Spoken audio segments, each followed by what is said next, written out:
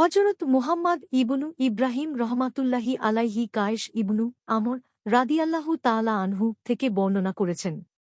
তিনি বলেন, নবী সাল্লাল্লাহু আলাইহি ওয়াসাল্লাম এক লোককে দেখলেন যে সে ফজরের নামাজের পর 2 রাক্কাত নামাজ আদায় করছে।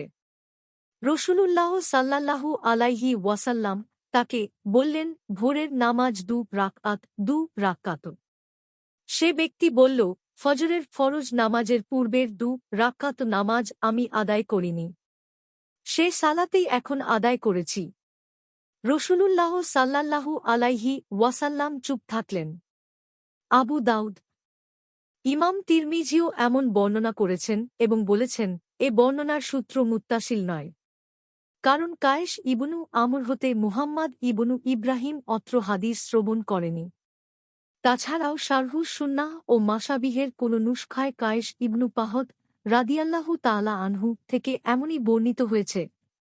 আবু দাউদ 1267, ইবনু মাজাহ 1154, আহমাদ 23760, মিশকাতুল মাশাবিহ 1044। হাদিসের মান সহিহ।